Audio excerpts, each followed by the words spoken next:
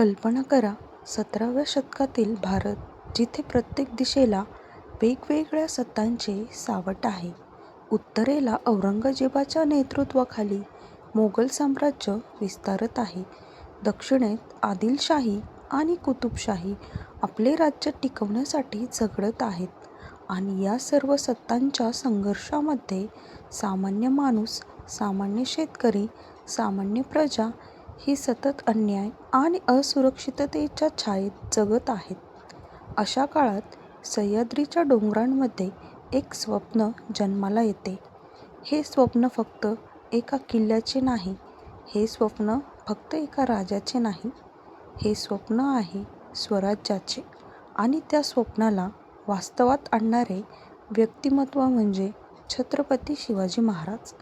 पण मित्रांनो, आपण अनेकदा शिवाजी महाराजांना फक्त तलवारीचा धनी, शूर योद्धा, रणांगणात शत्रूला पराभूत करणारा राजा म्हणून पाहतो. पण जर आपण इतिहास थोडा खोलात जाऊन वाचला तर लक्षात येते की महाराजांचे सर्वात मोठे सामर्थ्य त्यांच्या तलवारीत नव्हते, ते होते त्यांच्या राजकारणात. शिवाजी महाराजांचे राजकारण समजून घ्यायचे असेल तर आपल्याला त्यांच्या बालपणापासून सुरुवात करावी लागेल. कारण एखाद्या राजाचे राजकारण हे अचानक तयार होत नाही.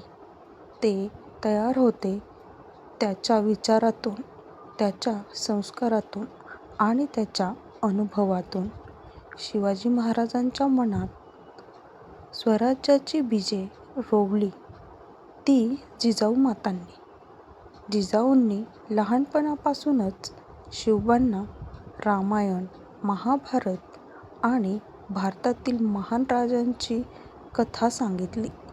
त्यांना न्याय, धर्म आणि प्रजेची सेवा याचे महत्त्व समजावले.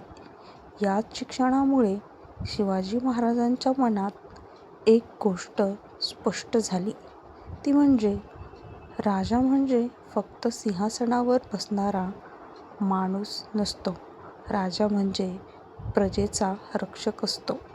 जेव्हा शिवाजी महाराजांनी स्वराज्य उभे करण्यास सुरुवात केली तेव्हा त्यांच्याकडे प्रचंड सैन्य नव्हते, मोठे खजिने नव्हते आणि त्यांच्याकडे मोठ्या साम्राज्याची ताकदही नव्हती. मग त्यांच्याकडे काय होते? त्यांच्याकडे होते 3 महत्त्वाचे शस्त्र: दूरदृष्टी, धैर्य आणि राजकीय बुद्धिमत्ता. महाराजांना माहीत होते की सरळ युद्ध करून मोगल किंवा आदिलशाहीसारख्या मोठ्या सत्तांना हरवणे शक्य नाही. म्हणून त्यांनी निवडला एक वेगळा मार्ग: गनिमी कावा आणि चतुर राजकारण. शिवाजी महाराजांचे राजकारण अत्यंत वास्तववादी होते. ते भावनांवर चालणारे नव्हते. ते परिस्थिती समजून घेऊन घेतलेल्या निर्णयांवर आधारित होते. उदाहरणार्थ, जेव्हा आदिलशाही आणि मोगल यांच्यात संघर्ष होत असे तेव्हा महाराज त्या संघर्षाचा उपयोग स्वराज्य मजबूत करण्यासाठी करत असत. ते एका शत्रूविरुद्ध दुसऱ्या शत्रूचा उपयोग करत आणि त्यामुळे दोन्ही मोठ्या सत्तांमध्ये अडकूनही स्वराज्य हळूहळू वाढत गेले. हेच होते महाराजांचे संतुलित राजकारण. इतिहासातील सर्वात प्रसिद्ध घटनांपैकी एक म्हणजे अफझल खान भेट. अफझल खान हा अत्यंत शक्तिशाली आणि क्रूर सेनापती होता.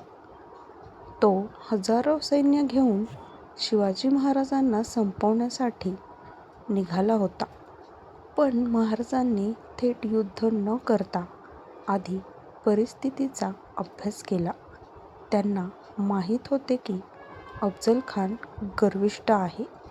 तो स्वतःच्या शक्तीवर इतका विश्वास ठेवतो की तो सावध राहणार नाही. आणि म्हणूनच महाराजांनी अशी योजना आखली की ज्यामुळे संपूर्ण युद्ध एका क्षणात संपले. ही फक्त शौर्याची कथा नाही, ही राजकीय बुद्धिमत्तेची सर्वोच्च उदाहरण आहे. शिवाजी महाराजांच्या राजकारणात आणखी एक महत्त्वाचा भाग होता लोकांचा विश्वास.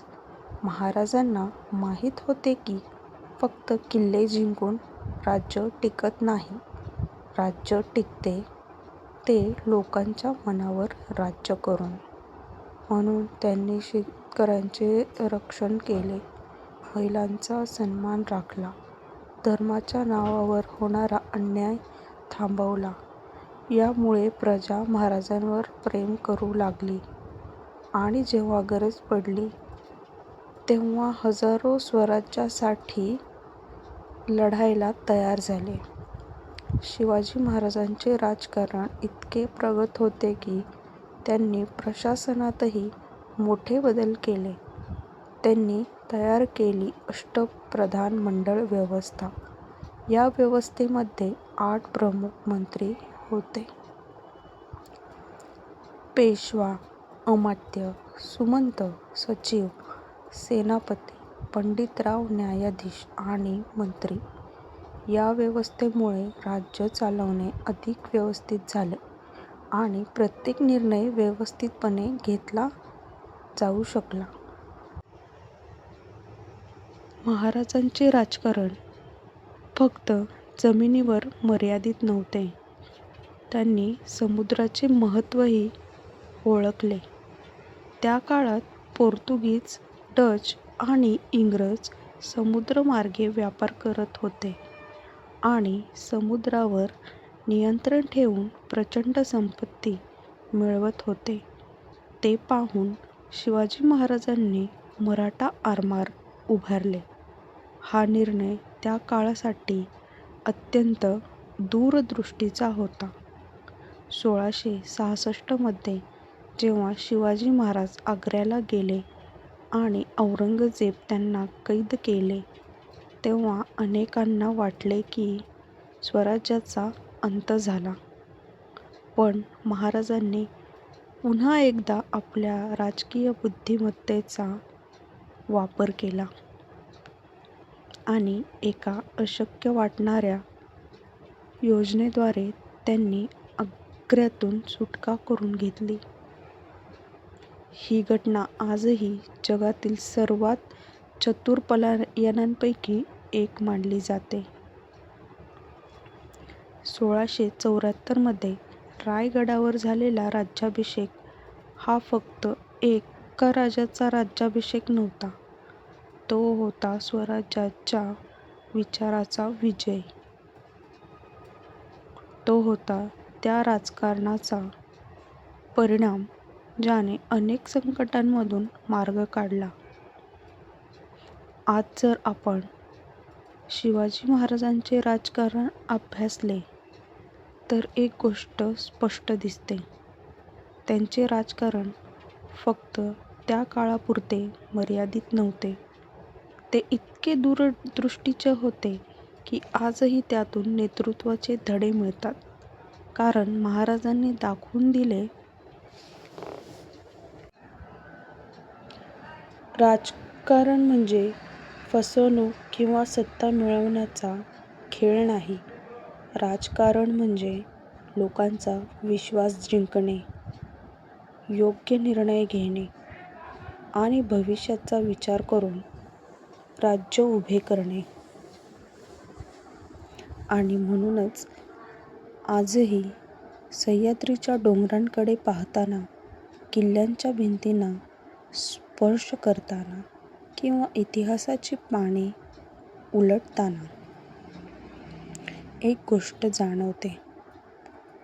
छत्रपती शिवाजी महाराजांनी फक्त तलवारीचे नव्हते, ते होते राजकारणाचे महान रणनीतिकार. आणि म्हणूनच इतिहासाच्या प्रत्येक पानावर त्यांचे नाव आदराने लिहिले गेले आहे.